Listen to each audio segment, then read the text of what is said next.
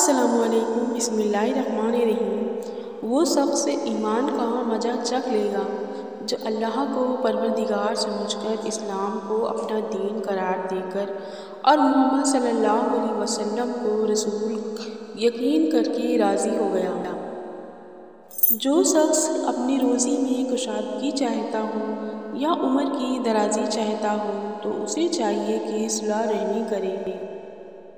تم قیامت کے دن اپنے باپ دادا کے نام سے پکارے جاؤ گے، اس لیے نام اچھے رکھا کرو۔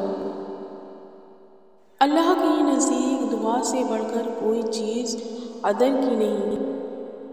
اللہ تعالیٰ ایسے شخص کو اپنے عرش کے سائے میں جگہ دے گا جس نے تنہائی میں اللہ کا ایسا ذکر کیا کہ اس کے آنسو جاری ہو گئے۔ ماں انسان کے لیے اس وقت خیر کا ذریعہ ہے جب وہ اس سے ناداروں، یتیموں اور مسافروں کی خدمت کرے۔ اللہ تعالیٰ کو سب سے بڑھ کر محبوب بندے وہ ہیں جو لوگوں کے کام آنے والے ہیں۔ اللہ عز و جل کو سب سے زیادہ پسندیدہ عمل کسی مسلمان کو خوشی فراہم کرنا یا اس کی کوئی تکلیف دور کرنا یا اس کی بھوک مٹانا ہے۔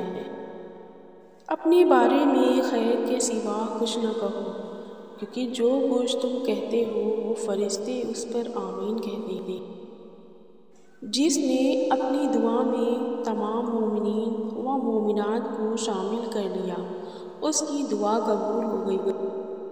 سرکار دو عالم نے فرمایا، جب خدا کے خوف سے انسان کے بدن پر رونگٹے کھڑے ہو جاتے ہیں تو اس کے گناہ اس طرح جھڑ جاتے ہیں جس طرح درختوں کے پتے موسم خزانوں میں جھڑ جایا کرتے ہیں۔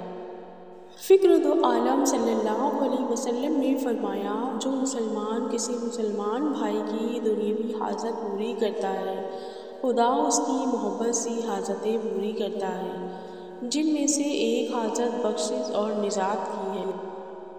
جو شخص اپنی دل سے اللہ تعالیٰ ہی کا ہو رہے، اللہ تعالیٰ اس کی سب ذمہ داریوں کی کفایت فرماتا ہے اور اس کو ایسی جگہ سے رزق دیتا ہے کہ اس کا گمان بھی نہیں ہوتا، اور جو شخص دنیا کا ہو رہے، اللہ تعالیٰ اس کو دنیا ہی کے حوالے کر دیتا ہے۔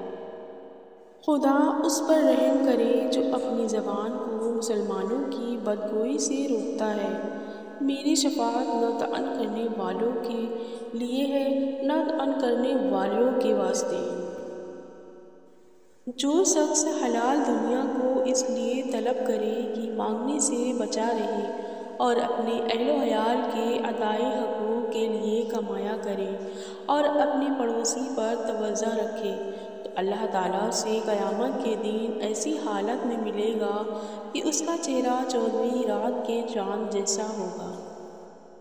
رسول اکرم صلی اللہ علیہ وسلم نے فرمایا، اللہ تعالیٰ نرمی کا معاملہ کرنے والے ہیں اور نرمی کے معاملے کو پسند فرماتے ہیں، اور نرم روی پر وہ اجر عطا فرماتے ہیں جو تندی اور سختی پر نہیں دیتے۔